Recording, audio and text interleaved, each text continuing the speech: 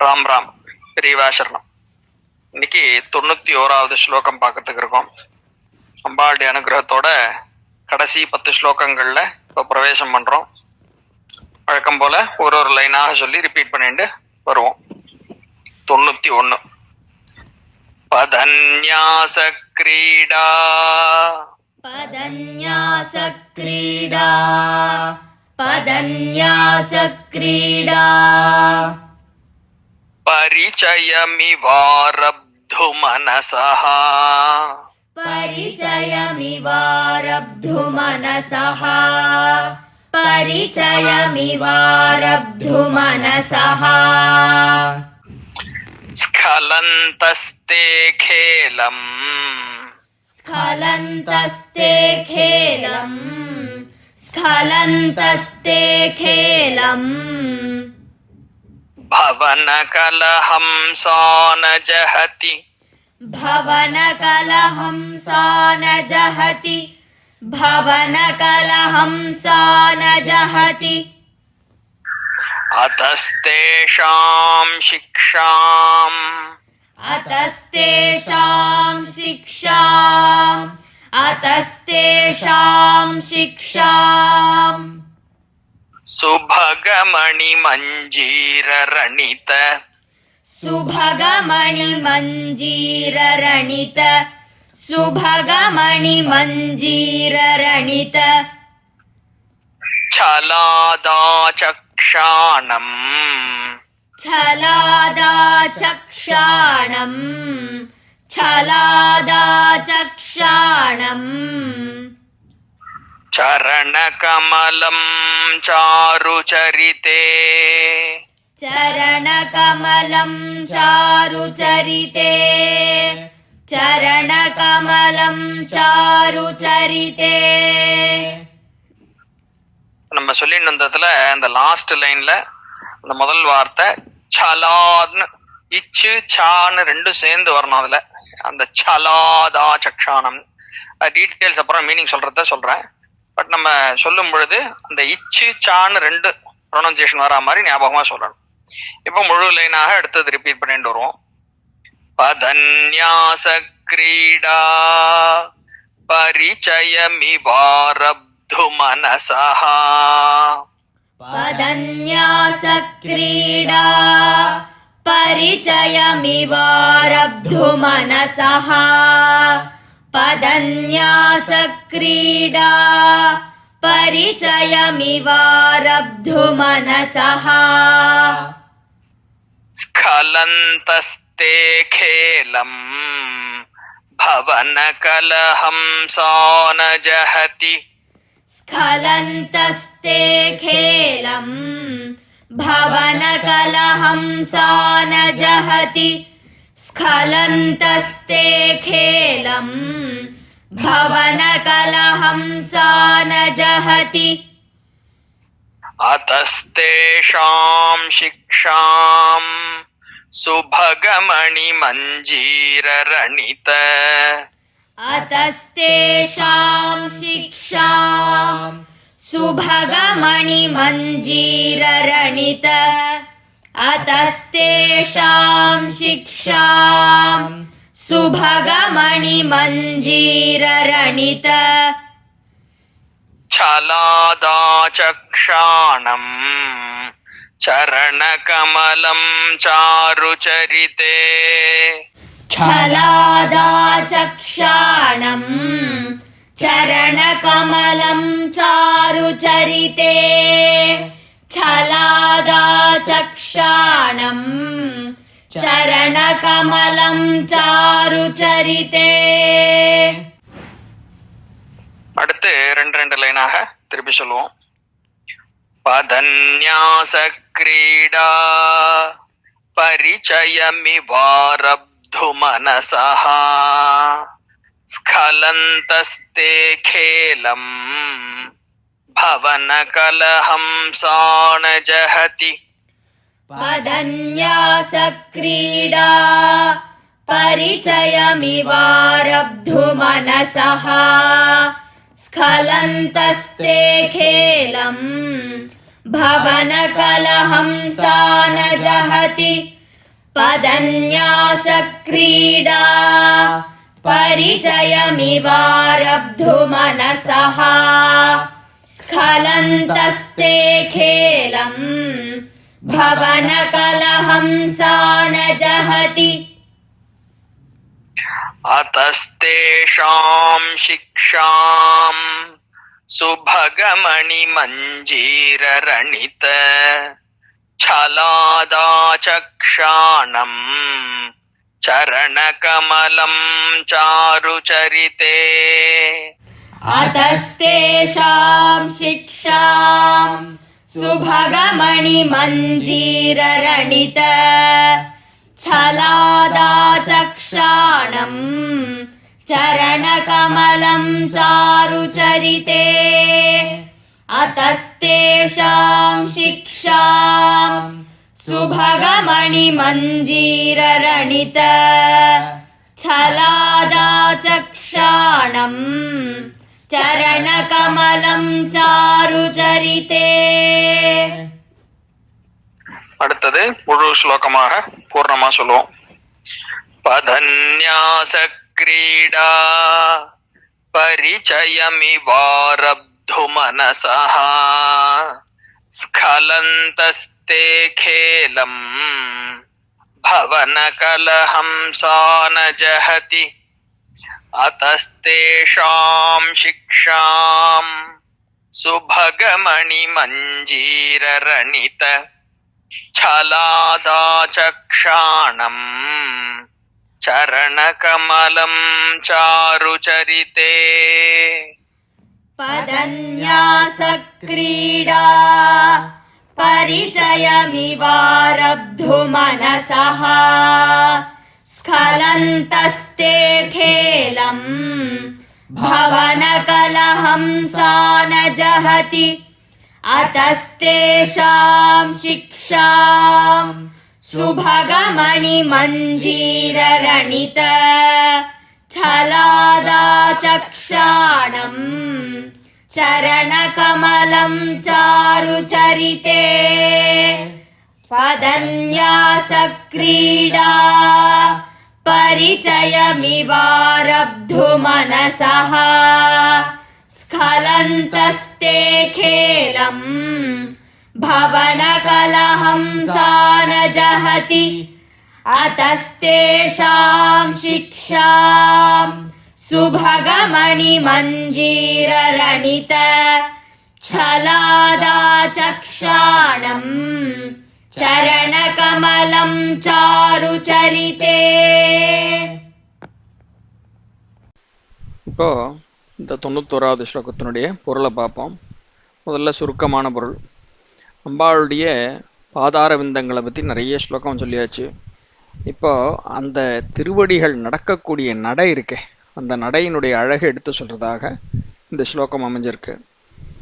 இதில் அம்பாளை பார்த்து என்ன சொல்கிறார், உன்னுடைய அழகான நடை இருக்கே, இந்த நடையை பார்த்து தாங்களும் ட்ரைனிங் பண்ணிக்கணும் அப்படின்னு ஆசைப்பட்டு இந்த அழகான ஹம்ச பட்சிகள் இருக்கே அதை பார்த்து உன்னுடைய நடையை பார்த்து அப்படியே அதுவும் ட்ரெயின் பண்ணிக்க ட்ரை பண்ணுறது. ஆனால் அதால் மேட்ச் பண்ண முடியல. இந்த அழகை அன்னப்பட்சியினால் அந்த ஹம்சத்தினால மேட்ச் பண்ண முடியல. மேட்ச் பண்ண முடியலனாலும் அது உன்னை ஃபாலோ பண்ணி நடக்கிறத அது கைவிட மாட்டேங்கிறது, விட முடியல. எப்படியாவது இதை நம்ம ட்ரைனிங் பண்ணிக்கணும் அப்படின்னு பின்னாடியே வந்துட்டுருக்கு. அதனால் அதை பார்த்துட்டு உன்னுடைய திருவடிகள் யோசிக்கிறதான், எப்படியாவது பாவம் இந்த பட்சிகளுக்கு நம்ம ஒரு ட்ரைனிங்கை கொடுப்போம். அது பார்த்து பார்த்து நடக்கிறதுக்கு முயற்சி பண்ணிட்டு இருக்கு. வெறும் கண் பார்வையினால் பார்த்து அது ஃபாலோ பண்ணுறத விட கூட அதுக்கு இன்னொரு எக்ஸ்ட்ரா எஃபர்ட் ஒன்று கொடுப்போம், இன்னொரு எக்ஸ்ட்ரா ட்ரைனிங் மெட்டீரியல் கொடுப்போம்.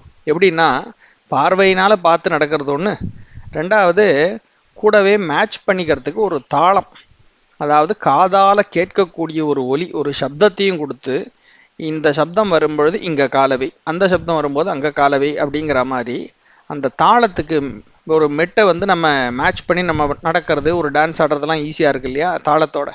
அதனால் அப்படி ஒரு மியூசிக்கை, ஒரு சப்தத்தை வந்து இந்த காலானது அந்த பட்சிகளுக்காக ஒரு சாக்கில் ஏதோ நடக்கிறோங்கிற சாக்கில் அந்த சலங்கைகளின் ஒலியை வாஸ்தவமாக ட்ரைனிங் மெட்டீரியலாக இந்த ஹம்ச பட்சிக்கு கொடுக்கறது போல இருக்குது அப்படின்னு ஆச்சாரியர்கள் இங்கே ஸ்லோகம் பண்ணுறா. அற்புதமான வர்ணனை. இந்த வர்ணனைக்குள்ளே ஒளிஞ்சிருக்கக்கூடிய ஆழமான கருத்துக்கள் என்னங்கிறத இப்போ அடுத்து டீட்டெயில்டான ஒரு எக்ஸ்ப்ளனேஷனில் பார்ப்போம். இப்போது இந்த ஸ்லோகத்தினுடைய கடைசி வார்த்தையிலிருந்து நம்ம மீனிங்கை புரிஞ்சுக்க ஆரம்பிப்போம். என்னடா அதுன்னு நினைக்காதீங்க, கடைசியிலேருந்து ஆரம்பிக்கிறோமேன்னு. ஆச்சாரியாளுடைய ஒரு ப்ரெசன்டேஷனில் எந்த வார்த்தையை எடுத்தாலும் அழகு தான். இந்த ஸ்லோகத்தில் கடைசி வார்த்தையை முதல்ல எடுத்துட்டு அதுலேருந்து இங்கே ஃபஸ்ட்டு கனெக்ட் பண்ணால் இன்னும் அதனுடைய அழகு நன்னா இருக்குங்கிறதுனால வாஸ்தவமாக அழகுங்கிறதா அந்த வார்த்தையே. சாரு சரித்தே அப்படின்னு கொடுத்துருக்கார் லாஸ்ட் வார்த்தை. சாருன்னு சொன்னால் இந்த இடத்துல அழகு, அவ்வளோ ஒரு கொள்ளை அழகுன்னு சொல்கிறோமே, அந்த மாதிரி சாரு சரித்தே. இங்கேயும் ரெண்டு விதமாக இதில் அர்த்தம் பிரிக்க முடியறது. இங்கே சரித்தம் அப்படின்னு சொல்லும் பொழுது இந்த நடைங்கிறதையும் ஒரு சரித்தமாக இந்த இடத்துல எடுக்க முடியும். இப்படியாக நடந்ததுன்னு சொல்லக்கூடிய ஒரு சரித்திரம், பயோகிராஃபியும் சரித்தம்ங்கிற வார்த்தையினால நம்ம அர்த்தம் பண்ணிக்க முடியும். டு கோட் ஃப்ரம் ஆச்சாரியர்களுடைய ஒர்க்கில் இருந்தே, இதே சௌந்தரலஹரியிலிருந்தே நம்ம கோட் பண்ணோம்னாக்கா 51வது ஸ்லோகத்தில் சிவே ஸ்ருங்காரார்திராங்கிற அந்த ஸ்லோகத்தில் அம்பாளுடைய விழிகள் எப்படி இந்த நவரசங்களையும் அதை காட்டுறது அப்படிங்கிற இடத்துல சொல்லின்னு வரும்பொழுது கிரிஷ சரித்தே விஸ்மயவதி அப்படின்னு ஒரு வார்த்தை நம்ம படித்தோம். கிரீஷன்னு சொல்லக்கூடியதான அந்த பரமேஸ்வரனுடைய சரித்தத்தை, அவர் என்னெல்லாம் லீலைகள் பண்ணியிருக்கார் அப்படிங்கிற அந்த நிகழ்வுகளை, நடப்புகளை அதெல்லாத்தையும் கேட்கும் பொழுது ஆச்சரியப்பட்டவளாக, விஸ்மயத்தில் ஆழ்ந்தவளாக அவளுடைய கண்ணு அப்படி ஒரு அழகை அங்கே வெளிப்படுத்துறது, அந்த ஒரு எக்ஸ்பிரஷனை கொடுக்கறதுன்னு அங்கே சொன்னார். அப்போ கிரீஷ சரித்தம்னு சொல்லும் பொழுது என்னென்னலாம் நடந்தது, என்னெல்லாம் லீலைகள் செய்யப்பட்டன அப்படிங்கிறதனுடைய ஒரு ஹிஸ்டாரிக்கல் அக்கவுண்ட், ஒரு பயோகிராஃபி அப்படிங்கிற மாதிரி வச்சுப்போம். அப்போ இங்கே சாரு சரித்தேன்னு சொல்லும் பொழுது இப்படிப்பட்ட அழகான சரித்தத்தை உடையவளே இன்னும் சொல்கிறதாகவும் இங்கே அவளை நம்ம தெரிஞ்சுக்கலாம். ஏன்னா அந்த சரித்தத்தை, இவளுடைய சரித்திரத்தை நினச்சி பார்க்க பார்க்க முழுக்க அத்தனை அழகு நிரம்பினதாக இருக்குது. ஏன்னா அழகின் ஸ்வரூபமாக இவள் இருக்கா, அதனால தான் சௌந்தரிய லஹரிங்கிறோம். அப்போ அழகு, அழகு வெள்ளம் அப்படிங்கிறதுக்கு ஒரே டெஃபினேஷன் என்னன்னாக்கா சாக்ஷாத் இந்த அம்பிகை. அதனால் இவளை சாரு சரித்தேன்னு கூப்பிடுறது சால சிறந்ததாக, சர்வ பொருத்தம் உள்ளதாக அது இருக்குங்கிறதுனால ஆச்சாரியர்கள் அப்படி அழகான ஒரு வார்த்தை இங்கே போடுறா, சாரு சரித்தே. ரெண்டாவது ஆஸ்பெக்டில் பார்க்குறோம், சரித்தேன்னா இந்த இடத்துல அழகிய நடையை உடையவளே அப்படின்னு இங்கே அர்த்தமாக இருக்கு. ஸோ இந்த ஸ்லோகத்தினுடைய முக்கியமான ஃபோக்கஸ் அம்பாளுடைய நடை அழகை பற்றினதாக இருக்குது. சரி, இப்போது ஃபர்ஸ்ட் லைன்லேருந்து ஓரளவுக்கு மீனிங்ஸை, வேர்ட்ஸ் அண்ட் மீனிங்ஸை பார்த்துட்டு அப்புறம் ஃபிலசாபிக்கல் கான்டெக்ஸ்ட்டுக்கெல்லாம் உள்ளே போவோம், கம்பேரிட்டிவ்ஸ்க்கெல்லாம். முதல்ல என்ன சொல்கிறார், பதன்யாச கிரீடா பரிச்சயம் இவ ஆரப்து மனசா. பதன்யாச கிரீடா, இதில் நமக்கு தெரிஞ்ச வார்த்தைகள் பார்த்துருவோம். முதல்ல கிரீடான்னா ஒரு விளையாட்டு, ராச கிரீடை அப்படின்னு நம்ம கேள்விப்பட்டிருப்போம். கிரீடாங்கிற வார்த்தை இங்கே விளையாட்டு. பதன்யாச, பதம்னாக்கா கால், ஸோ பதம் பாதம்லாம். பதன்யாச கிரீடா பரிச்சயம், பரிச்சயம்ங்கிற வார்த்தையும் நமக்கு ஓரளவுக்கு தெரிஞ்சதாக இருக்கும், நமக்கு பரிச்சயப்பட்ட வார்த்தைன்னு சொல்லலாம்.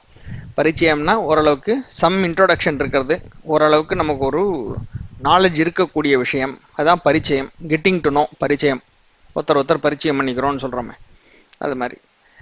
ஸோ பதன்யாச அப்படின் பொழுது காலடிகளை எடுத்து வைக்கக்கூடிய கிரீடா விளையாட்டு, பரிச்சயம் இவ அதை பரிச்சயப்படுத்திக்கிறது போல என்று நினைக்கிறேன் அப்படின்னு. பரிச்சயம் இவ மேபி அதுக்காக அப்படின்னு அர்த்தம்.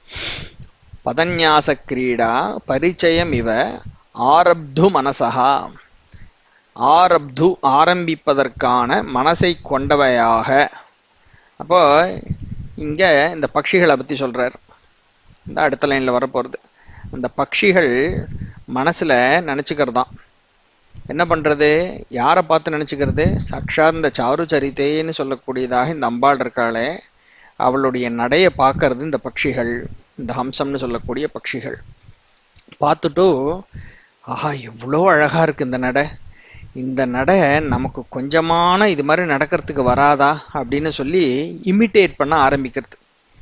இப்போ நம்மளே என்ன பண்ணுறோம், நமக்கு ஏதான ஒன்று ரொம்ப பிடிச்சிருந்தது, ஒரு மனுஷாளுடைய ஒரு நடை உடை பாவனைன்னு சொல்கிறோம். இதில் ஏதாவது ஒன்று பிடிச்சிருந்ததுனாக்கா சில நேரத்தில் நம்மையும் அறியாமல் ஆட்டோமேட்டிக்காக உள்வாங்கிண்டு அப்படியே அந்த பாவனை நமக்கு வர ஆரம்பிச்சிடும். யாரை நமக்கு ரொம்ப பிடிச்சிருக்கோ நம்ம மனசு அப்படியே உள்வாங்கிண்டு ஆட்டோமேட்டிக்காக அதை இமிட்டேட் பண்ண ஆரம்பிச்சிருவோம் நமக்கே தெரியாமல்.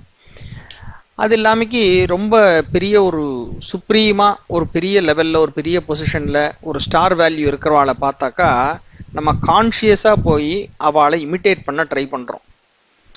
அது மாதிரி ரொம்ப ஒசந்த மனுஷியால் பெரிய மகான்களை அவளுடைய நடவடிக்கையெல்லாம் பார்த்து நம்ம இமிட்டேட் பண்ண ஆரம்பித்தோம்னாலே நம்ம வாழ்க்கை எங்கேயோ போயிடும், ரொம்ப அழகாக ஜொலிக்கக்கூடிய ஒரு லெவலுக்கு போயிடும்.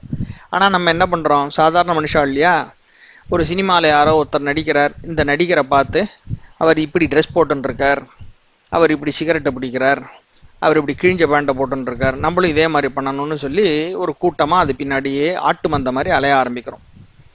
இந்த இமிட்டேஷன் ரொம்ப லோயரான ஒரு ஃபார்ம். அதாவது நமக்கு கீழே இருக்கக்கூடிய நமக்கு கம்பேரபிளாக இல்லாமல் இன்னும் டிசிப்ளினில் தர்மத்தில் தரம் தாழ்ந்தவர்களை பார்த்து நம்ம அதை மாதிரி நம்ம ஃபாலோ பண்ணணும்னு இமிட்டேஷன் முயற்சி பண்ணுறது ரொம்ப தவறான ஒரு நினைப்பில் தான் நமக்கு மனசு போகிறது. ஆனால் இந்த அன்னப்பக்ஷிகள் எப்படி இருக்குது, அதனுடைய குவாலிட்டி என்னன்னா, சங்ககால இலக்கியங்கள்லையும் சரி வேதத்துலேயும் சரி நிறைய இந்த ஹம்சபக்ஷியை பற்றி சொல்லியிருக்கு. அந்த ஹம்சம்ங்கிறது ஒரு தூய்மையின் அடையாளமாக, வெண்மையின் அடையாளமாக அப்படின்னு அதை பற்றி அந்த பட்சியை பற்றி சொல்லும் பொழுதே வெள்ளவெளேர்னு அப்படி அழகாக தூய வெண்ணிறமானதாக அந்த பட்சியை பற்றி பார்க்குறோம். ஸோ அதனுடைய ஸ்பெஷல் ஃபீச்சர் என்னன்னா, அன்னத்தில் நிறைய குவாலிட்டிஸ் இருக்குது, நிறைய வெரைட்டிஸ் இருக்குது. சங்ககால இலக்கியங்கள்லாம் தமிழ் இலக்கியத்திலாம் பார்த்தாக்கா பாலையும் தண்ணியும் கலந்து வச்சாக்கா பாலை மட்டும் எடுத்து உறிஞ்சி அருந்தக்கூடிய பறவை அப்படின்னு இந்த அன்னபக்ஷியை பற்றி நிறைய இலக்கியங்களில் பார்க்குறோம், புராதனமான இலக்கியங்களில். அப்போது அதுக்கு எதோட சேர்ந்து கலந்து வச்சாலும் அதற்கு எது தேவையோ, எது தூய்மையானதாக அதுக்கு தேவையானதுவோ அதை மட்டும் ஐடென்டிஃபை பண்ணி அதை எடுத்துக்கொள்ளக்கூடிய, கிரகிச்சு கொள்ளக்கூடிய ஒரு திறமை இந்த அன்னபக்ஷிக்கு இருக்கு அப்படிங்கிற ஒரு பாயிண்ட்டை சொல்றதாக இந்த நம்முடைய புராதனமான இலக்கியங்கள்ல அப்படி வருது. ஸோ அந்த பக்ஷியினுடைய நேச்சரே என்னன்னா, எது கலந்து அதுகிட்ட கொண்ட வச்சாலும் தனக்கு தேவையானதை மட்டும் அதுலேருந்து ஐடென்டிஃபை பண்ணி எத்தனை கலவையிலிருந்தும் தனக்கு தேவையானதை அழகாக கிரகிச்சு கொள்ளக்கூடிய ஒரு சக்தி, அப்படிப்பட்ட ஒரு சக்தி இந்த ஹம்சபக்ஷிக்கு இருக்குன்னு நம்ம பார்க்குறோம். அதனால தான் இந்த ஹம்சம்னு சொல்லும் பொழுது ஒரு ஐடென்டிட்டியாக யார்கிட்ட இதை பார்க்குறோம் அப்படின்னா, சாக்ஷாத் சரஸ்வதி தேவியினுடைய ஒரு வாகனமாக இந்த ஹம்சபக்ஷியை பார்க்குறோம். சரஸ்வதி பிரம்மா கூடலாம் நம்ம சித்திரங்களில் பார்த்துருக்கலாம். இப்போ எதனால் அப்படி தெரியறது, லோக்கத்தில் வித்தியைகள் அப்படின்னு சொல்லும் பொழுது எத்தனை விதமான வித்தியைகள் இருக்கு.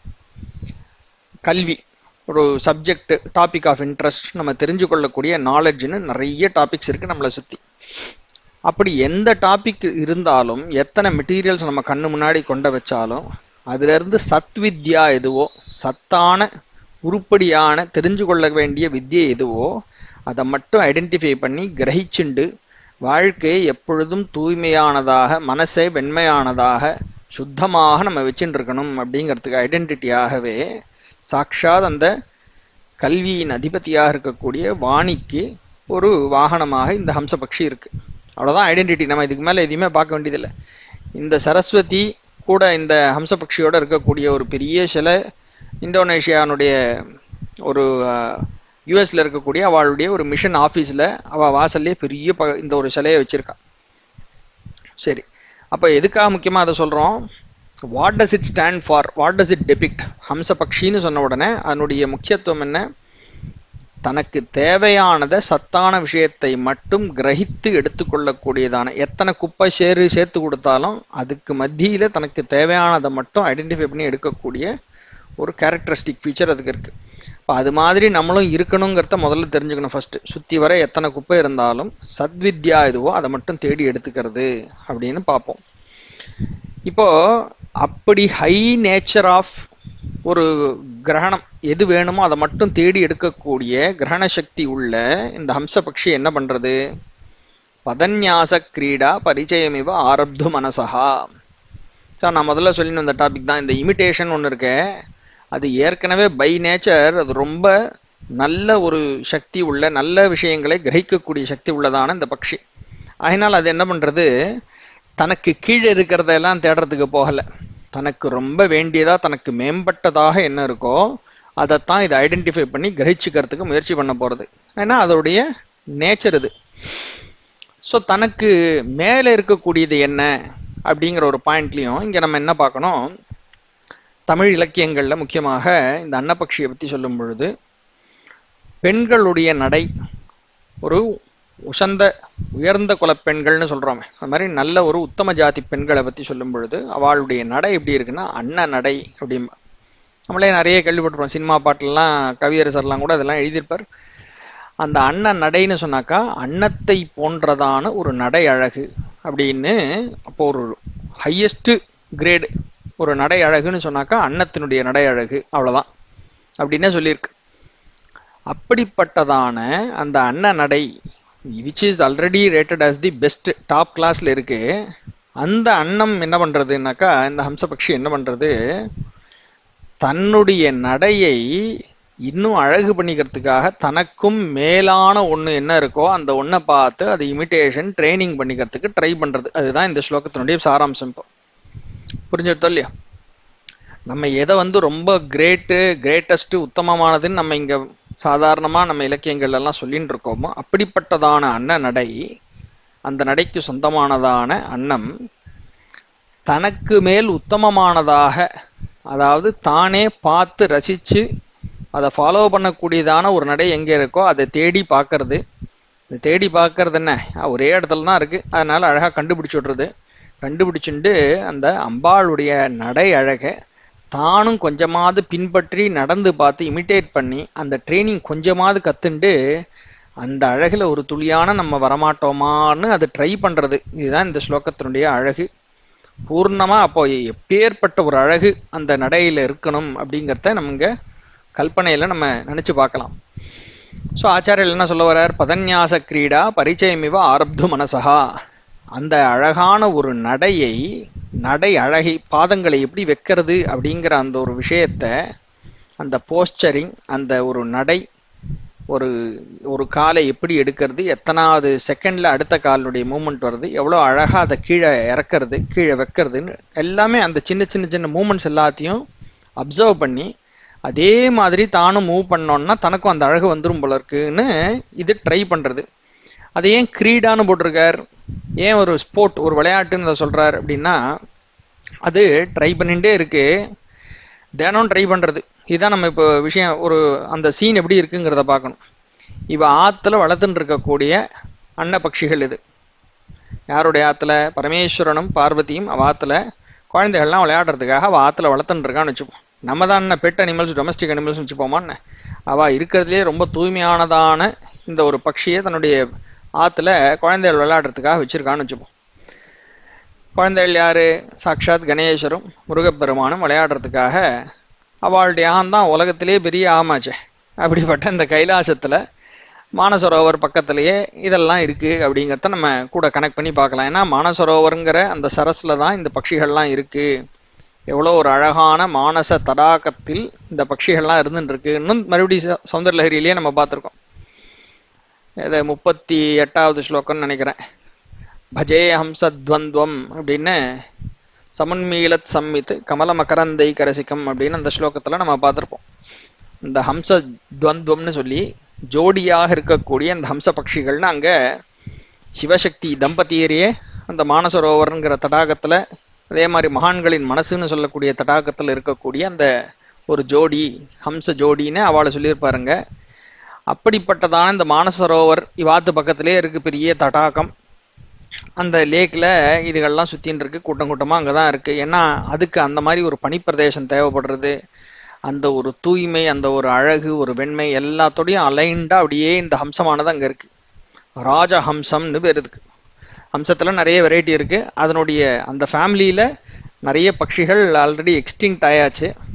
அதனுடைய லோயர் வெர்ஷன்ஸாக இருக்கக்கூடியதான இந்த கீஸு எல்லாம் சொல்கிறோமே, டக்கு, இதெல்லாம் அதனுடைய கீழே இன்னும் ஃபர்தர் டவுன் வந்த ஒரு லேட்டர் ஸ்டேஜ் டெவலப்மெண்ட்ஸ். அதெல்லாம் சின்ன சின்ன அதுலேருந்து கீழே இறங்கி வந்த லெவலில் அதெல்லாம். ஸோ இதனுடைய ஒரு வாத்தினுடைய நடை எப்படி இருக்குன்னாக்கா, வாத்து மாதிரி நடக்கிறான் பாருன்னு இப்போ நம்ம சொல்கிறோமோனா அது கழுதை தேஞ்சு கட்டரும்பாச்சுங்கிற கதை மாதிரி அது வாத்து நடை அப்படின்னு. அதுக்கு மேல ஏன் அதை அவ்வளவு இழிச்சு சொல்ற மாதிரி போறதுன்னாக்கா, அதனுடைய பரம்பரையில பெரியவாளா இருந்த அந்த அன்னத்தினுடைய நடை அவ்வளோ அழகு. அதுல இருந்து போய் இப்ப வாத்து இப்படி வந்துருத்த, வாத்து நடைன்னு அப்படி லெவலுக்கு வந்துருத்துது. சரி, ஸோ இந்த பக்ஷி எங்க இருக்கு, வாத்துல வளர்த்துட்டு இருக்கான்னு வச்சுப்போம். ஒரு அழகுக்காக சொல்றேன், அதை நம்ம எப்படி நம்மளால் ரசிக்க முடியும்னு.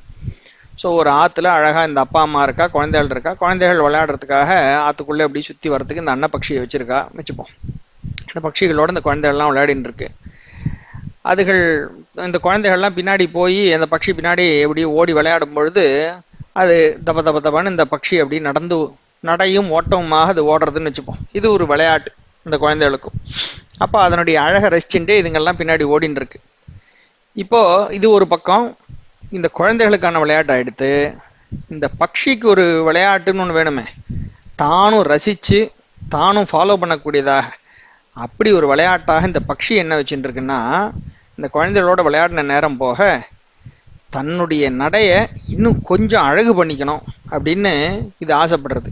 ஏன் அந்த ஆசை வர்றது? ஏன்னா தன் கண்ணு முன்னாடி தினம் அத்தனை ஒரு சாரு சரித்தேன்னு சொல்லக்கூடியதான ஒருத்தி, அத்தனை அழகிய நடை உள்ளவள், அந்த அழகான நடையோட தினம் தன் கண்ணு முன்னாடி நடந்து போயிட்டே இருக்கா.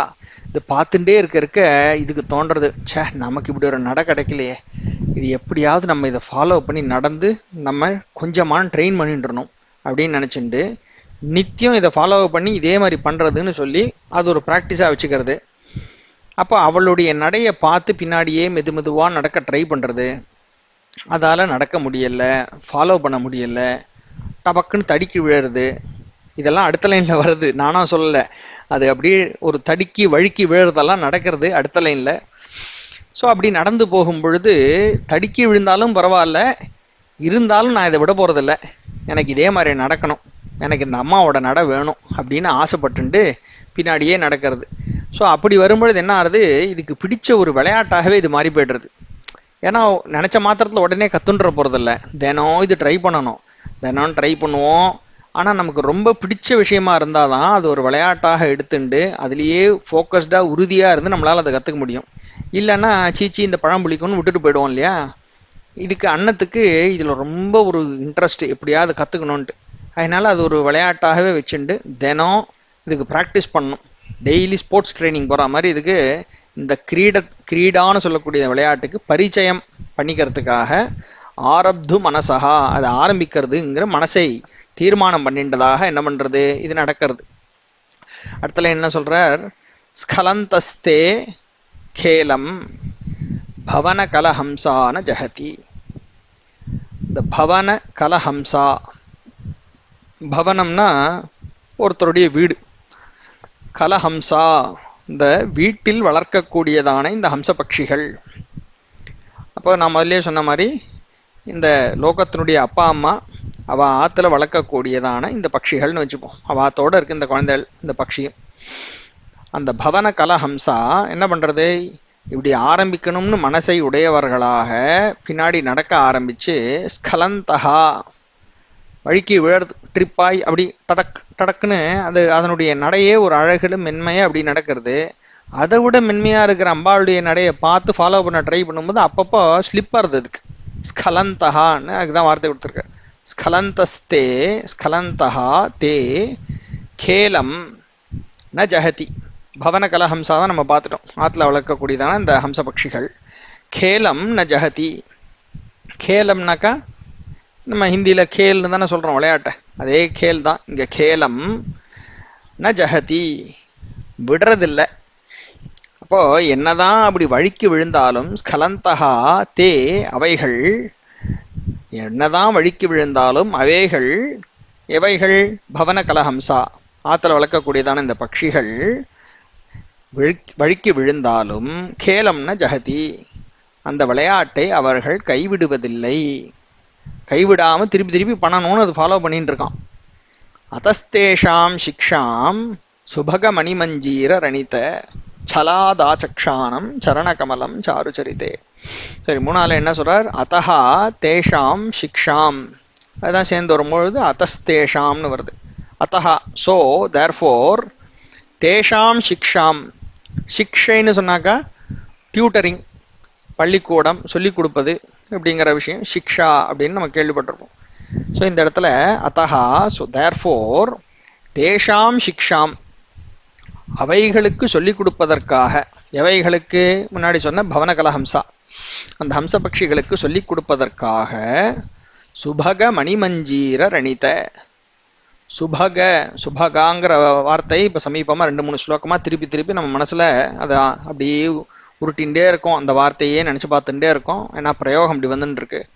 அவ்வளவு ஒரு பொருத்தமான ஒரு வார்த்தையாக ஆச்சாரியால் எடுத்து அங்கங்கே அதை போட்டுட்டே இருக்கார். சுபகா அப்படின்னு, இங்கே சுபக அத்தனை ஒரு ஐஸ்வர்யமான அப்படின்னு அர்த்தம். சுபக மணிமஞ்சீர ரணித, அழகான அவளுடைய காலில் இருக்கக்கூடிய அந்த கொலுசு இருக்கே, கிணி கிணி கிணின்னு மணி அந்த சப்தத்தை கொண்டு வரக்கூடிய, சப்தத்தை ஒலிக்கக்கூடிய அந்த கொலுசு, ஒரு நவரத்னங்களும் பதித்ததான ஸ்வர்ணத்தாலான ஒரு கொலுசு அம்பாளுடைய காலில் அது இருக்கு.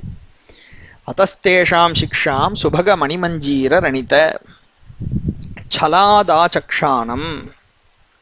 சலாது, இந்த இடத்துல சலாத்து ஆச்சக்ஷானம்.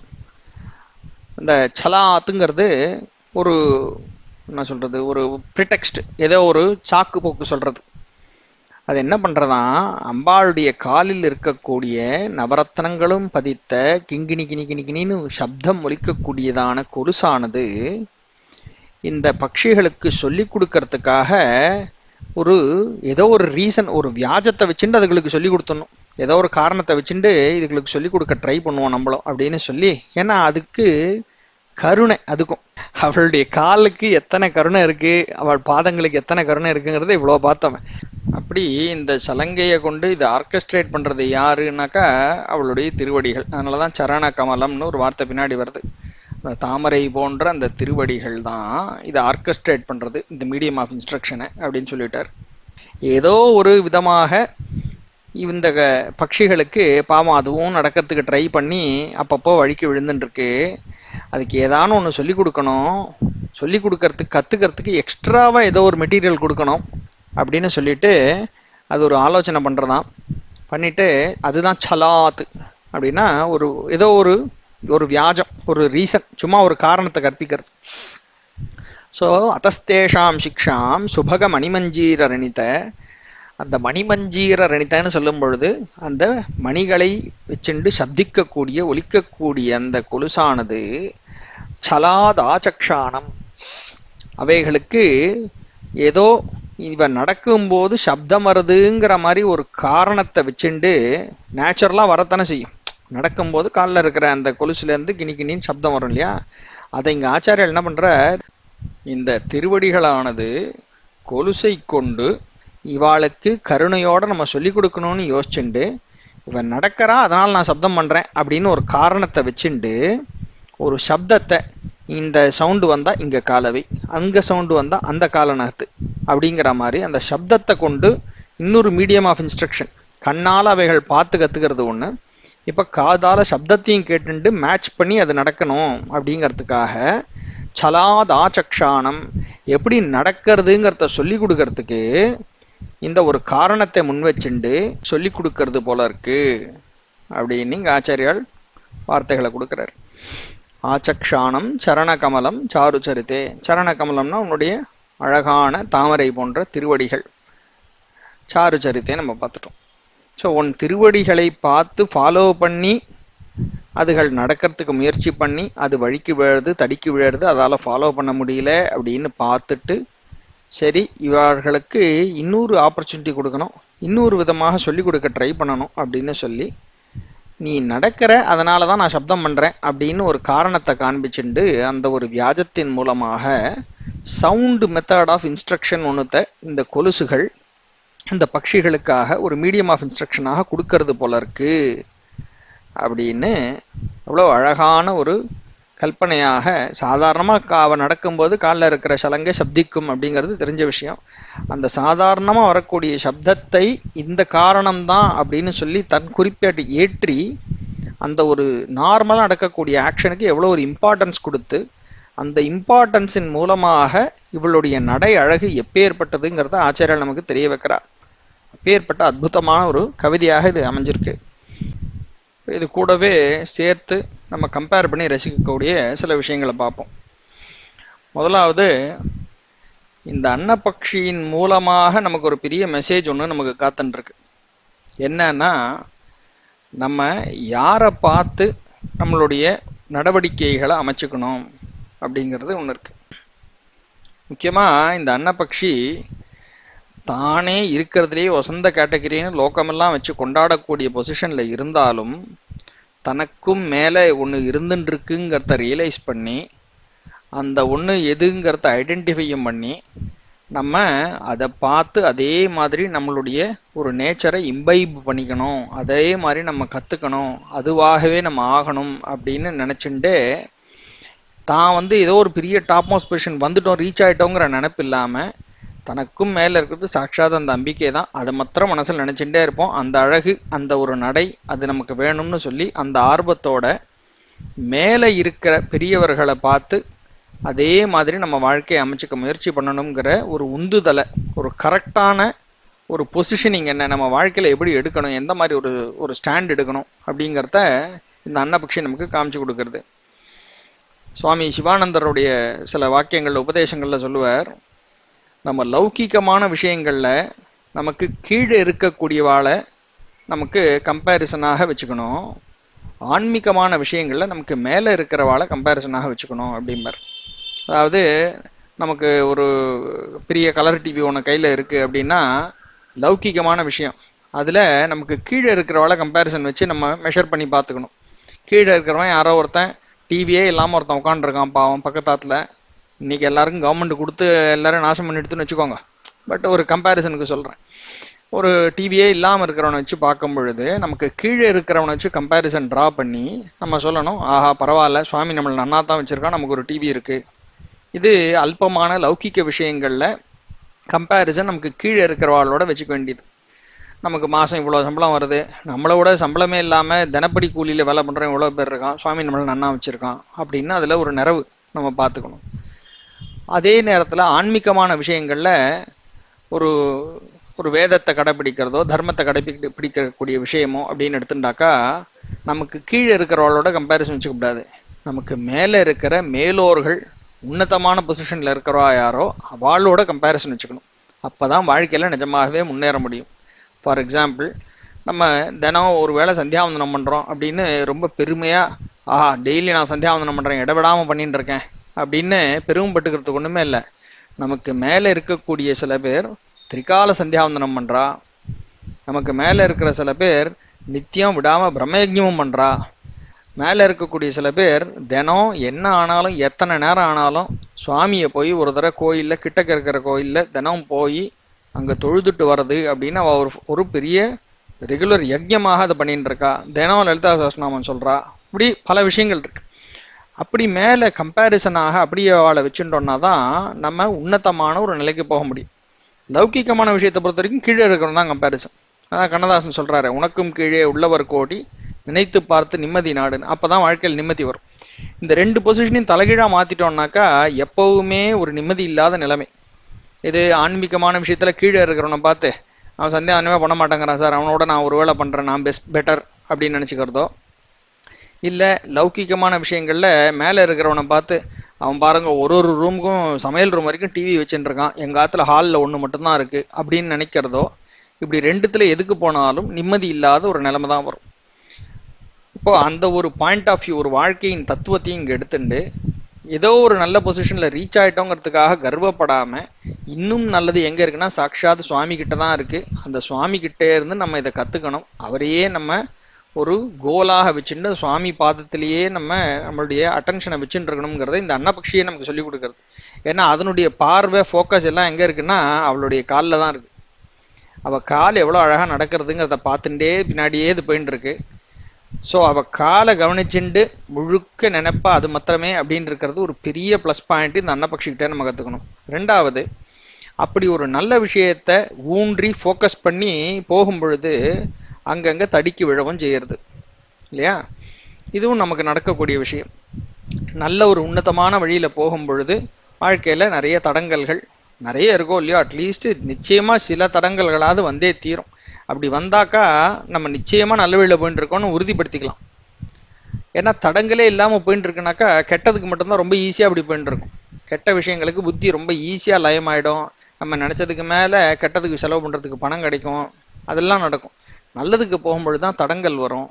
அப்படி எத்தனை தடங்கி விழுந்தாலும் அது இந்த விளையாட்டை நிறுத்தலை. கேலம்ன ஜெகதி அப்படிங்கிறது. அந்த விளையாட்டை தான் கைவிடாமல் அது பின்னாடியே ஃபாலோ பண்ணிகிட்டே இருக்கு. என்ன ஆனாலும் சரி, இது எப்படியா நம்ம பிடிச்சாருதுன்னு. அப்படிப்பட்ட ஒரு மன உறுதி, ஒரு திருடம், சுவாமி பேரில் இருக்கக்கூடிய கண்மூடித்தனமான ஒரு நம்பிக்கை வேணும். அப்படி அந்த நம்பிக்கையோடு நம்ம போனோம்னாக்கா என்ன ஆகிறது, எப்படியாவது பாவம் இந்த குழந்தைய ஒரு கை தூக்கி விடுவோன்னு சொல்லி எக்ஸ்ட்ரா எஃபெக்ட் கொடுக்கறதுக்காக இன்னொரு extra additional medium of instruction அந்த அம்பாள் அனுகிரகமாக அவளுடைய பாதங்களே நமக்கு ரெடி பண்ணி கொடுக்கறது நீங்கள் காட்டுறது. ஸோ நம்ம ஏதோ ஒரு வழியை பிடிச்சின்னு போயின்னு இருக்கோம். அந்த வழியின் மூலமாக நமக்கு கிடைக்க வேண்டியது கிடைக்கலன்னா கூட, நம்ம தடுக்கி விழுந்தா கூட, தடுக்கி விழுந்தவாளெல்லாம் உள்ள ஒரு பெரிய சேத்துக்குட்டையில் விழுந்தவாளை நன்னா கை தூக்கி விடக்கூடியவள்னு லலிதா சஹஸ்ரநாமம் சொல்றதே. சம்சார பங்க நிர்மக்ன சமுத்தரண பண்டிதான்னு. அப்படி பெரிய பண்டிதையாக உள்ள வழிக்கு விழுந்தவர்களை கை தூக்கி விடக்கூடியதில் தேர்ந்தவளாக இருக்கக்கூடிய இந்த அம்பிகையினுடைய பாதார விந்தமானது நமக்கு அடிஷனல் மீடியம் ஆஃப் இன்ஸ்ட்ரக்ஷனை கண்டுபிடிச்சு ஏதாவது ஒன்று நமக்கு கொடுக்கும். நம்ம அது வரைக்கும் பண்ண வேண்டியது என்ன, எத்தனை வழிக்கு விழுந்தாலும் எத்தனை ஸ்லிப்பானாலும் பரவாயில்ல, விடாமல் பிடிச்சேன் உன் பாதத்தை, நீ நான் விடுறதில்லைன்னு அப்படியே கண்டினியூ பண்ணுறது ஒன்று தான் அப்படிங்கிறத இந்த அன்னபக்ஷிக்கிட்டேருந்து நம்ம இங்கே கற்றுக்குறோம். அப்படிப்பட்ட விஷயங்கள் இதில் இருக்குது. இல்லை இந்த அன்னத்தை தான் டாப் மோஸ்ட் லெவலில் வச்சுருந்தோம், அதையும் தாண்டி அது மேலே எதிர்பார்க்கறது அப்படின்னு சொல்லும் பொழுது இதுக்கு நான் பேஸ்லெஸ்ஸாக சொல்லலை. முதல்லையே சொன்ன மாதிரி தமிழ் இலக்கியங்கள்லாம் அன்ன நடை அப்படிங்கிறதான் வசந்த குல பெண்டிற்கான ஒரு முக்கியமான ஒரு மெஷராக சொல்லியிருக்கு. அது நடக்கக்கூடிய த கெயிட் ஆஃப் வாக், அது எப்படி நடக்கிறோம், அந்த போஸ்டரிங், ஸ்பீடு, மாதிரி பல விஷயங்கள் இருக்கு. இது இலக்கியங்களில் மாத்திரமில்லை, பரத சாஸ்திரத்துலேயும் நாட்டிய சாஸ்திரத்தில் 10 விதமான நடைகள் சொல்கிறது. அதில் முதல் நடையாக அன்ன நடை தான் வருது. அன்ன நடை, மயில் நடை, மான் நடை, யானையினுடைய நடை, அப்புறம் குதிரை, அப்புறம் சிங்கம்னு சொல்கிறோமே அது, அப்புறம் பாம்புனுடைய நடை, தவளை நடை, அப்புறம் கம்பீர நடை, அதுக்கப்புறம் கடைசியாக மனித நடை. இப்படின்னு 10 விதமான நடைகள் பரதத்தில் சொல்லி கொடுக்கறது சாஸ்திரம். இல்லை முதல் டாப் மோஸ்ட் லெவலில் இருக்கிறது அன்ன நடை தான். ஸோ சாஸ்திரங்கள்லையும் சொல்லியிருக்கக்கூடிய ஒரு விஷயமாக அதை நம்ம பார்க்குறோம். அதில் பாட்டம் மோஸ்ட் சாதாரண மனுஷனுடைய நடை தான் அப்படிங்கிறதையும் நம்ம அங்கே பார்க்குறோம். ஸோ இது அன்ன நடைக்கு அவ்வளோ ஒரு விசேஷம் அப்படிங்கிறத நம்ம பார்க்குறோம். இதே பாயிண்ட்டை லலிதா திரிஷதியில் சொல்லும் பொழுது இந்த அன்ன நடைங்கிறது இருக்கே, அந்த பாயிண்ட்டை ஹைலைட் பண்ணி ஹம்சகதி அப்படின்னு ஒரு நாமாவாக லலிதா திரிஷதியில் சொல்கிறது. இவளுடைய நடை, இந்த ஹம்சத்தினுடைய நடை எப்படி இருக்கோ அதை வச்சுண்டு நம்ம மெஷர் பண்ணி பார்த்துக்கலாம். அது மாதிரி, ஏன்னா அதுதான் இருக்கிறதுலே வசதியானது அப்படிங்கிறதுனால அதை வச்சுட்டு நம்ம கம்பேரிசனாக தெரிஞ்சுக்கணுங்கிறதுக்காக ஏதோ ஒன்று சொல்லணுமே, ஒரு நியரஸ்ட் ஈக்குவலண்ட்டு. அது மாதிரி ஹம்ச கத்தின்னு ஒரு நாமாவாக வருது. அதே மாதிரி லலிதா சஹஸ்ரநாமமும் ஒரு நாமாவை சொல்லி கொண்டாடுறது, மராளி மந்தகமனா அப்படின்னு. இந்த மந்தம்னு சொன்னாக்கா ஸ்லோவான, மராளி மந்தகமனா, மந்தகமனம் ஸ்லோவான ஒரு நடை, ஸ்லோவான மென்மையான அழகான ஒரு நடை. எதை போல, ஒரு அன்னத்தை போல, மராளி மந்தகமனா அப்படின்னு ஒரு நாமா சொல்றது. ஸோ லலிதா திரிஷதியும் லலிதா சஹஸ்ரநாமமும் அந்த அன்ன நடை அப்படிங்கிற ஒரு நியரஸ்ட் ஈக்குவலண்ட்டை சொல்லி இதை வச்சு நீங்கள் தெரிஞ்சுக்கோங்கப்பா அப்படின்னு அதை சொல்லித்தனா, ஆச்சாரியால் அதுக்கும் ஒரு படி மேலே போய் அந்த அன்னமே இவளுடைய நடையை பார்த்து இன்னும் ட்ரை பண்ணிட்டு இருக்கு, இன்னும் கற்றுக்கிறதுக்கு இன்னும் பெட்டர் பண்ணிக்க ட்ரை பண்ணிட்டு இருக்குன்னாக்கா இவன் நடை எப்படி இருக்குன்னு யோசிச்சுக்கோ அப்படின்னு ஒரு ஆன்சர் கொடுக்குறா ஆச்சாரியால். இதுதான் ஆச்சாரியர்களுடைய இந்த வாக்கு வன்மையினுடைய விசேஷம்னு சொல்லலாம். ஸோ இந்த அன்னத்தினுடைய நடை அப்படிங்கிற ஒரு பாயிண்ட்டு நம்ம பார்த்துட்டோம். இந்த அன்னம்ங்கிற ஒரு பக்ஷி இன்றளவுக்கும் நம்ம பார்க்குற மாதிரி இருக்கா அப்படின்னா, இந்த ஹம்சம்ங்கிறது தான் முக்கியமான ஒரு வார்த்தையாக சம்ஸ்கிருதத்தில் வேதங்கள் எல்லாமும் நம்ம ரெஃபரன்சஸ் பார்க்குறோம் இந்த பக்ஷியை பற்றி. ஆனால் இன்றைக்கி அதனுடைய ஒரு ஜீனில் அடுத்தடுத்த ஜென்ரேஷன் கொஞ்சம் லோயர் வெர்ஷன்ஸ் எல்லாம் தான் ஜென்ரேட் ஆகி இப்போ நம்ம பார்க்கக்கூடிய பட்சிகள் அந்த மாதிரி தான் இருக்குது அப்படின்னு தான் சொல்லி ஆகணும். இந்த ஹம்சம்ங்கிறத தான் இங்கே தமிழில் அன்னம் அப்படிங்கிறதாக நம்ம இலக்கியங்களில் சொல்லியிருக்கு. இங்கிலீஷில் இதை சொல்லும் பொழுது கிட்டத்தட்ட ஸ்வான் அப்படிங்கிற ஒரு வார்த்தையில் சொல்கிறோம். அது ஸ்வான் தான் கரெக்டானு கேட்டாக்கா நியரஸ்ட் ஈக்குவலண்ட்னு வேணா சொல்லலாம், அந்த ஒரு ஜாதி. சரி, அந்த ஸ்வான்கிற ஒரு வார்த்தை எங்கேருந்து வந்தது அப்படின்னு பார்த்தோம்னா அதுக்கும் மூலம் இங்கேருந்து தான் போயிருக்கு, சம்ஸ்கிருதத்தில் இருந்துன்னு சொல்லலாம். எப்படின்னு கேட்டால், இந்த ஸ்வான்கிற இந்த ஹம்சத்துக்கு முக்கியமாக அதனுடைய ஒரு டிஸ்டிங்டிவ் ஃபீச்சர் என்னன்னா, அதனுடைய ஒரு கூவல், அதனுடைய ஒரு சப்தம். அது எப்படி வந்து ஒரு பாட்டு மாதிரி அது அழகாக அதுக்கு ஒரு கத்தல் கொடுக்கும், ஒரு சப்தத்தை கொடுக்கும் அப்படிங்கிறது ரொம்ப விசேஷமான ஒரு டிஸ்டிங்டிவ் ஃபீச்சராக நம்ம தமிழ் இலக்கியங்கள் எல்லாம் கூட அதை பற்றி நான் மென்ஷன் இருக்கு. அது எப்படி அழகாக அது ஒரு சப்தத்தை கொடுக்கும், ஒரு பாட்டு மாதிரி பாடும் அது அப்படிங்கிறதாக அவெல்லாம் அதை பற்றி எழுதியிருக்கா. சரி, அது எங்கே இந்த ஸ்வான்கிற பேருக்கு வந்ததுன்னாக்கா, இந்த ஸ்வானம் அப்படின்னு சொல்லக்கூடிய ஒரு வார்த்தை, சம்ஸ்கிருத வார்த்தை, அதுக்கு சப்தத்தை உண்டாக்குதல் அப்படின்னு அர்த்தம். ஸ்வனம்ங்கிற வார்த்தைக்கு சப்தம்னு மீனிங் இருக்கு. அந்த ஸ்வனம்ங்கிறதுக்கு முன்னாடி கூட ஏதாவது ஒரு வார்த்தையை ப்ரிஃபிக்ஸ் போட்டுண்டாக்கா, மதுர ஸ்வனம்னா ரொம்ப மதுரமான ஒரு சப்தம், கோகில ஸ்வனம் அப்படின்னா ஒரு கோகிலம்னு சொல்லக்கூடிய குயிலினுடைய சப்தம், அந்த மாதிரி அதுக்கு ப்ரிஃபிக்ஸ் போட்டுக்கலாம். ஸ்வனம்னா சப்தம். ஸ்வானம் அப்படின்னா ஸ்வானம்ங்கிற வார்த்தைக்கு சப்தத்தை உண்டாக்குதல் அல்லது உண்டாக்கக்கூடிய ஒன்றுன்னு வச்சுக்கலாம் இங்கே. அப்படி ஸ்வானம்னு சொல்றது, ஸ்வான ஸ்வான் அப்படிங்கிறது வந்து நின்று அந்த சப்தத்தின் மூலமாகவே விசேஷமாக சொல்லப்படக்கூடிய ஒரு பறவையாக ஐடென்டிஃபை பண்ணப்பட்டதால் இந்த சப்தத்தை உண்டாக்கக்கூடியது அப்படிங்கிற மீனிங்ல ஸ்வானம்ங்கிறத ஸ்வான் அப்படின்னு போய் நின்று இருக்குன்னா இதை சொல்லியானும். இதுக்கு நமக்கு ஓரளவுக்கு ரிலேட் பண்ணிக்கிற மாதிரி ஏதாவது இன்சிடென்ட் இருக்கா, ஏதாவது ஹிஸ்டாரிக்கல் ஃபேக்ட் இருக்கா அப்படின்னா தாராளமாக ஒரு விஷயம் இருக்குது, நம்ம கனெக்ட் பண்ணி பார்த்துட்டா புரிஞ்சிடும். ஸ்வான் சாங் அப்படின்னு ஒரு ஃப்ரேஸ் ஒன்று யூஸ் பண்ணுறோம். அதாவது யாரோ ஒருத்தன், ஒரு ஈஸியாக புரிஞ்சுக்கிற மாதிரி சொல்கிறேனே, யாரோ ஒரு கிரிக்கெட்டர் விளையாடுறான், அவனுடைய லாஸ்ட் கேம், அதோட அவன் சைன் ஆஃப் பண்ண போகிறான்னு வச்சுப்போம். அந்த லாஸ்ட் கேமில் பிரமாதமாக விளையாடி ஒரு செஞ்சுரி அடிச்சுட்டு அவன் வெளில போனான்னா this was is swan song innings அப்படின்னு சொல்லுவோம். அந்த மாதிரி சுச்சுவேஷன்ஸில் தான் அந்த ஃப்ரேஸை வந்து நம்ம யூசேஜில் பார்க்க முடியும், ஸ்வான் சாங் அப்படின்னு. ஏன்னா இந்த ஸ்வான்னு சொல்லக்கூடிய இந்த ஒரு பறவை என்ன செய்யும், எங்கே வந்து அதனுடைய சாங் மாதிரியான அந்த சப்தம், அவ்வளோ பாட்டு மாதிரி அது கத்துன்னு சொன்னேனோ இல்லையா, அதில் இருக்கிறதுலையே பெஸ்ட்டு பர்ஃபார்மன்ஸ் அதுக்கு எப்போ வரும் அப்படின்னா அதனுடைய உயிர் பிரியக்கூடிய ஒரு வேளையில் அவ்வளோ அற்புதமான ஒரு கானம் மாதிரி அது பாடுமா. அதனால அது லாஸ்ட் அப்படி ஒரு பாட்டு வரும்போது it is breathing it's end அப்படிங்கிற மாதிரி நம்ம தெரிஞ்சுக்கலாம். அப்படின்னு இது ஒரு ஃபோக்லோர், புராணிக் லிட்ரேச்சர், இந்த மாதிரி விஷயங்கள்ல இருந்து நம்ம இதை பற்றி தெரிஞ்சுக்கிறோம். அதனால அதை வச்சு இந்த இங்கிலீஷ்காராலில் கொஞ்சம் அவள் கொண்டாடக்கூடிய பழமையான ஆட்கள்லாம் இருக்கல, பிளேட்டோ, அரிஸ்டாட்டில் முதலான ஆட்கள்லாம், அவள்லாம் எழுதும்போது இந்த ஸ்வான் சாங் அப்படிங்கிற ஒரு வார்த்தையை, ஒரு ஃப்ரேஸை அவள் வந்து இதை பற்றி எழுதி இப்படி கடைசி லாஸ்ட் இன்னிங்ஸ் இல்லது தன் லாஸ்ட்ல பார்ட் ஆஃப் த லைஃபும் பொழுது ரொம்ப அழகான அற்புதமான ஒரு விஷயத்தை செஞ்சுட்டு போனா that is called Swan song அப்படின்னு ஒரு ஃப்ரேஸ் அவ கொண்டு வந்திருக்கா. அதை அப்புறம் ஷேக்ஸ்பியர் நிறைய அவருடைய பிளேஸ்லலாம் யூஸ் பண்ணி இந்த ஸ்வான் சாங் அப்படிங்கிற ஃப்ரேஸ் அதுக்கப்புறமா நமக்கு வந்திருக்கு.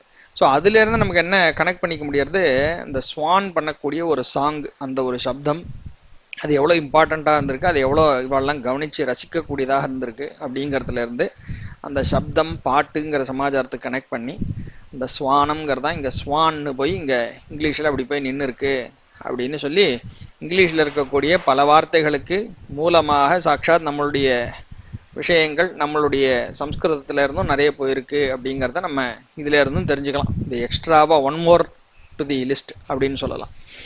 ஸோ இது ஒன்று. அதே மாதிரி இந்த ஹம்சம்ங்கிற ஒரு வார்த்தையை பற்றி சொல்லும் பொழுது நம்மளுடைய உபநிஷத்துக்கள், நம்மளுடைய வேதாந்த டாபிக்ஸ், இந்த மாதிரி பல இடங்கள்ல இந்த ஹம்சம் அப்படிங்கிறது ஒரு மகான்களை உணர்த்தக்கூடிய ஒரு வார்த்தையாக சொல்றது. பரமஹம்சர் அப்படிங்கிற வார்த்தை, இதை பற்றியே நம்ம 38வது ஸ்லோகம் சொல்லும் பொழுது சில எக்ஸ்பிளனேஷன்லாம் கொடுத்துருக்கோம். பரமஹம்சர்னா அந்த ஹம்சங்களுக்குள்ளேயே உன்னதமாக இருக்கக்கூடியவர்கள் அப்படின்னு அர்த்தம் பண்ணலாம். அப்போ மகான்களுக்குள்ளேயே மிக சிறந்தவர்களாக யார் இருக்காளோ, ஏன்னா இந்த ஹம்சம்ங்கிறது எப்படி எத்தனை குப்பை இருந்தாலும் அதுக்கு நடுவில் இருந்து உன்னதமானதை மட்டும் பிரித்து எடுத்துக்கொள்ளக்கூடியதுன்னு நம்ம பார்த்தோமோன்னு, அது மாதிரி அப்படி இருக்கக்கூடிய மகான்களுக்கு மத்தியில இன்னும் உன்னதமாக பரமஹம்சராக யார் இருக்காரோ அவளுக்கு தான் பரமஹம்சர் அப்படிங்கிற ஒரு நாம. ராமகிருஷ்ண பரமஹம்சர் அப்படிங்கிறோம், அதே மாதிரி பரமஹம்ச பரிவ்ராஜகாச்சாரியவர்ய அப்படின்னு ஆச்சாரியாளுக்கு சொல்லக்கூடிய பிருத்தாவளியில நம்ம ஆதி ஆச்சாரியாளுக்கு சங்கராச்சாரியாளுக்கு சொல்லக்கூடிய பிருத்தாவளியில் நம்ம பார்க்குறோம். சாட்சாத் நம்ம மகாபிரிவாளுக்கு சொல்லக்கூடிய ஒரு பிருத்தாவளியிலையும் இந்த வார்த்தைகள்லாம் நம்ம பார்க்குறோம். இந்த பரமஹம்சருங்கிற ஒரு வார்த்தையை சங்கீதத்தில் வந்து ஒரு முத்திரையாக சதாசிவ பிரம்மேந்திரால் அவர்கள் கையாண்டிருக்கார். எப்படி குருகுஹ அப்படிங்கிற ஸ்டாம்ப் பார்த்தாக்கா முத்துசாமி தீட்சிதர்னு தெரிஞ்சுப்போமோ, அதே மாதிரி பரமஹம்ச அப்படிங்கிற ஒரு முத்திரையை பாட்டில் ஜென்ரலாக நம்ம நோட்டீஸ் பண்ணோம்னா சம்ஸ்கிருதத்தில் இருக்கக்கூடிய பாட்டுகளில் பார்த்தோம்னாக்கா அது நேச்சுரலி சதாசிவ பிரம்மேந்திராளனுடைய ஒரு பாட்டாகத்தான் இருக்கும். ஏன்னா அவளே ஒரு பரமஹம்சராக இருந்த பொழுது அவர்கள் எழுதக்கூடிய ஒரு பாட்டுலேயும் இந்த உன்னதமான அத்தனை லைன்ஸ்க்கு மத்தியில் எங்கேயாவது ஒரு ஸ்டாம்பாக இந்த பரமஹம்சர் அப்படிங்கிற ஒரு வார்த்தை அவர் வச்சிருக்கார். அப்போது அத்தனை மகிமை பொருந்திய மகான்களுக்கு தான் பரமஹம்சர் அப்படிங்கிற ஒரு டைட்டிலை வந்து நம்ம சொல்கிறோம். முதல்ல சொன்ன மாதிரி அந்த உன்னதமான ஒரு ஸ்தானத்தை உடையதாக நம்முடைய வேதாந்தங்கள்லையும் நம்முடைய ஃபிலாசபிலையும் நம்ம இந்த பட்சியை பற்றி நம்ம சொல்லிட்டு இருக்கோம். தூய்மையானது, வெண்ணிறமானது, பை டிஃபால்ட் அதனுடைய நேச்சரே எப்படி இருக்குங்கிற சமாச்சாரங்கள்லாம் நம்ம பார்க்குறோம்.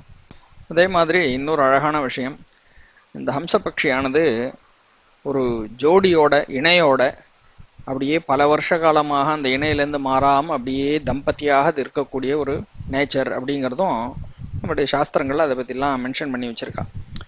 அந்த ஒருவனுக்கு ஒருத்தின்னு சொல்கிறோமே அந்த மாதிரி ஒரு பேர் அதுக்காகனு வச்சுட்டுதுனாக்கா அப்படியே அதோட அந்த இணையோட நிம்மதியாக தன்னுடைய வாழ்க்கையை அப்படியே ஃபோக்கஸ்டாக ஒரு தூய்மையாக வெண்மையாக இப்படின்னு எல்லா லைக்கபிள் திங்ஸ் எல்லாமே அதோட நம்ம கனெக்ட் பண்ணி பார்க்க முடியாது. எப்படி வாழ்க்கையை நம்ம வாழணும் அப்படிங்கிறது போது கூட இந்த பாலும் தண்ணியும் வச்சாக்கா அதுலேருந்து பாலை மட்டும் பிரித்து எடுத்துக்கக்கூடியதுங்கிறது ஒரு விஷயம், நல்ல விஷயத்தை மட்டும் கிரகிக்கிறதுன்னு. இன்னொரு விஷயம், எந்நேரமும் அது தண்ணியிலே இருந்துட்டு இருந்தாலும் அது தாமரையில் தண்ணின்னு சொல்லுவோமே, அது மாதிரி இதுக்கு தன்னுடைய ரெக்கைகளில் தண்ணியே ஒட்டாதான் இதுக்கு. அப்போது எந்நேரம் அப்படியே அதில் இருந்துட்டு இருந்தாலும் அதுலேயே ஒட்டாமைக்கு அப்படியே அதுலேருந்து அலூஃபாக அதில் பட்டும் படாமல் தன்னுடைய வாழ்க்கை அப்படியே நிம்மதியாக அதனோட இணையோடு அப்படியே அது வாழ்க்கையை நடத்திட்டு இருக்கக்கூடியதாக அப்படின்னு நம்ம பார்த்து கற்றுக்கக்கூடிய விஷயங்கள்னு நிறைய இருக்குது. அப்படி அந்த ஒரு ஜோடியாக ஒரு இணையோடு அது அப்படியே இருந்துட்டு இருக்குங்கிற ஒரு விஷயம் நம்ம ஊரில் மாத்திரம் இல்லை, வெளிநாட்டு கலாச்சாரங்கள்லையும் இதை பற்றி அவள் மென்ஷன் பண்ண சில லிட்ரேச்சர்லாம் பார்க்குறோம். கிரீக் லிட்ரேச்சரில் ஆகட்டும், கிறிஸ்டியானிட்டியில் சில மென்ஷன்ஸ் இருக்குது. இந்த நார்ஸ் மித்தாலஜின்னு சொல்கிறோம். இந்த காலத்து குழந்தைகள்லாம் இந்த மார்வல் சினிமா பார்த்துட்டு இந்த தோர் ஓடின்லாம் சொல்லின்னு உட்காந்துருக்காளே, நார்ஸ் மித்தாலஜியில் அவள் வச்சுட்டு இருக்கக்கூடிய ஒரு புராண கதைகள்லாம் அது. அதில் வந்து அந்த ஆஸ்கார்டுன்னு சொல்லக்கூடிய ஒரு பெரிய ஒரு பிரதேசம், அதுக்குள்ளே கடவுள்களுடைய ஊர் அப்படிங்கிற மாதிரி வச்சுருக்கு. அதில் வரக்கூடிய அந்த நார்ஸ் மித்தாலஜியில் வரக்கூடிய ஒரு புஸ்தகம் இருக்குது, ப்ரோசெட்டான்னு சொல்லக்கூடிய ஒரு புஸ்தகம். அதில் அவள் ஐடென்டிஃபை பண்ணி சொல்கிறா, எங்கள் ஊரில் இருக்கக்கூடிய ஒரு கிணறு இருக்குது, ரொம்ப தூய்மையான ஒரு சக்தி வாய்ந்த ஒரு கிணறு இருக்குது, அதில் இருக்கிற ஜலம் வந்து ரொம்ப புனிதமானது, அந்த ஜலத்தை தொட்டாக்கா யாரெல்லாம் எதெல்லாம் தொடுறதோ அது எல்லாமே வெள்ளை வெளியேறுன்னு ஆகிடும். அப்படிப்பட்டதான இந்த கிணத்துல இருக்கிற ஜலத்தை ஒரு ஜோடியாக வந்த 2 அன்னப்பட்சிகள் வந்து தொட்டுருது. அந்த ஸ்வான்ஸ் வந்து தொட்டதுனால அது வெள்ளையாயிடுது. அதுக்கப்புறம் அதனுடைய ஜாத்தியில் என்னெல்லாம் வருதோ எல்லா அன்னப்பட்சிகளும் அப்புறம் வெள்ளை வெளியேறுன்னு பிறக்க ஆரம்பிச்சுடுது அப்படின்னு சொல்லி அவளுடைய நார்ஸ் மித்தாலஜியில் இருக்குது. இந்த ஒயிட்டுங்கிற ஒரு விஷயம் இப்படி வந்ததுன்னு அவள் ஒரு ரீசனிங் அதில் வச்சுட்டு இருக்கா. பட் ஃபேக்ட் என்னன்னா, அவளுடைய புராணிக் மித்தாலஜிக்கல் ரெஃபரன்ஸ்ல எல்லாமும் இந்த ஸ்வான்ங்கிறது இருக்குது. அப்போ அவ்வளோ பழமையான ஒரு பட்சியாக இது இருந்திருக்கணும் அப்படிங்கிற சமாச்சாரம் பார்க்குறோம். சரி சார், வெள்ளையாக இருந்துட்டாக்கா அப்போ இது அன்னப்பட்சி ஆகிடுமா அப்படின்னு நீங்கள் கேட்கலாம். இந்த வெள்ளைங்கிற ஒரு விஷயத்தை அது சொல்கிறதுன்னு இதை வச்சே கூட சம்ஸ்கிருதத்தில் ஒரு சுபாஷிதம் ஒன்று இருக்குது. ரொம்ப அழகான ஒரு கேள்வியை கேட்டு பதில் சொல்கிற ஒரு சுபாஷிதம் ஒன்று இருக்குது. ஹம்சஹா ஸ்வேதோ பகஸ்வேதோ கோபேதோ பகஹம்சயோஹோ நீரக்ஷீர விவேகேது ஹம்சஹா ஹம்சோ பகோ பகஹா அப்படின்னு ஒரு அழகான ரொம்ப சிம்பிளான ஒரு ஸ்லோகம், சுபாஷிதம். என்ன சொல்கிறது, ஹம்சம்னு சொல்லக்கூடிய இந்த ஸ்வானும் வெள்ளையாக தான் இருக்குது, பகஹான்னு சொல்லக்கூடியதாக இந்த கிரேன்னு சொல்கிறாம கொக்கு நாரை அது மாதிரி அதுவும் வெள்ளையாக தான் இருக்குது.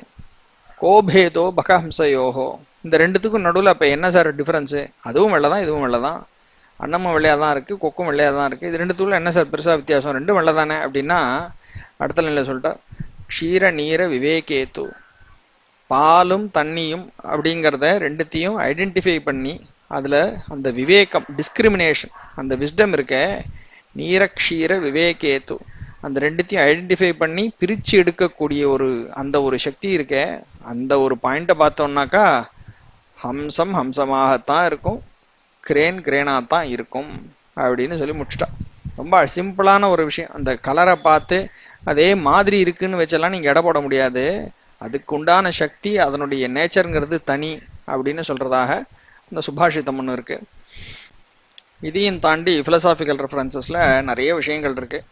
மூக்கர் நிறைய இந்த ஹம்சத்தையும் அம்பாளுடைய நடையும் கனெக்ட் பண்ணி நிறைய எழுதியிருக்கார். அதை தாண்டி ஹம்ச மந்திரம்னு சொல்லக்கூடியதான ஒரு மந்திரம் ஒன்று இருக்குது. ரொம்ப உன்னதமாக சொல்லக்கூடிய ஒரு டாபிக். பூர்ண அத்வைத்தத்தை பற்றினதான ஒரு டாபிக்னு வச்சுக்கலாம். ஹம்ச காயத்ரின்னு இருக்குது, அஜபா காயத்ரின்னு பேர். இந்த மாதிரி விஷயங்கள்லாம் இருக்குது. அதே மாதிரி எங்கெல்லாம் ஒரு வித்யை, ஒரு நாலேஜ் அப்படிங்கிற விஷயங்கள் இருக்கோ அது கூடவே சம்பந்தப்பட்டதாக எப்படி சரஸ்வதியை பார்க்குறோமோ அதே மாதிரி இந்த ஹம்சத்தையும் கனெக்ட் பண்ணி பார்க்குறதாக பல இடங்கள்லாம் நம்ம பார்க்கலாம். உதாரணமாக நம்ம ராமகிருஷ்ணா மிஷனுடைய லோகோவில் பார்த்தோம்னா ஒரு அன்னப்பக்ஷி இருக்கும், ஒரு ஹம்சம். தன்னோ ஹம்ச பிரச்சோதயாத் அப்படின்னு ஒரு வாச்சகத்தோடு அது இருக்கும். இந்த மாதிரி ஹம்சத்தினுடைய விசேஷங்கள் உன்னதம்னு சொல்லப்போனால் நிறைய சொல்லலாம். இதில் சில விஷயங்கள் பழைய ஸ்லோகங்களில் ஏற்கனவே சொல்லியிருக்கோம். பட் இன்னும் நிறைய சொல்லலாம்னா ஒரு நாள் முழுக்க சொல்லலாம். அப்படிப்பட்ட இந்த ஹம்ச மந்திரம் அப்படிங்கிற விஷயங்கள் உள்ளே போனோம்னாக்கா இன்னும் நிறைய சமாச்சாரங்கள் இருக்குது. ஹம்ச மந்திரார்த்த ரூபிணி அப்படின்னு லலிதா திரிஷதி அம்பாளை சொல்கிறது. ஹம்ச மந்திரத்தின் அர்த்தமாக, அந்த அர்த்த ரூபிணியாக இருப்பவள் அப்படின்னு. அந்த மந்திரம் என்ன குறிக்கிறதோ அந்த பூர்ண அத்வைத்த ஸ்வரூபமாகவே அவள் தான் இருக்கா அப்படின்னு சொல்லி இந்த ஹம்சம்னு சொல்லி ஹம்சம் சோகம் அப்படின்னு ரெண்டு விதமாக சொல்கிறது அந்த மந்திரத்தை பற்றி. அது மேபி இன் ஃபியூச்சரில் வேறு ஏதாவது ஒரு டாப்பிக்கில் வரும்போது அதை பற்றி பார்ப்போம். இப்போ இந்த ஸ்லோகத்தை சம்மந்தப்படுத்தி இந்த 91வது ஸ்லோகத்தில் இன்னும் ஒரு 2 குவிக் பாயிண்ட்ஸ் நம்ம மகாபிரிவா சொன்ன ரெஃபரன்சஸ் இருக்குது. அதையும் சொல்லி இந்த பாயிண்ட்டை நீங்கள் பூர்த்தி பண்ணிவிடுவோம். ஒரு இடத்துல பிரிவா சொல்கிறா, லலிதா சஹஸ்ரநாமத்துக்கும் சௌந்தரலஹரிக்கும் வரக்கூடிய கம்பேரிசன்ஸ் அப்படிங்கிற சில பாயிண்ட்டை பற்றி சொல்லின்னு வரும்பொழுது ஒரு டாபிக் என்ன சொல்கிறா, இந்த 91வது ஸ்லோகத்தில் அம்பாளுடைய பாதத்தில் மங்களமான ரத்ன சிலம்புகள் ஒலிக்கிறத சுபக மணிமஞ்சீர ரணித சரண கமலம் அப்படின்னு ஆச்சாரியால் சொல்கிறா.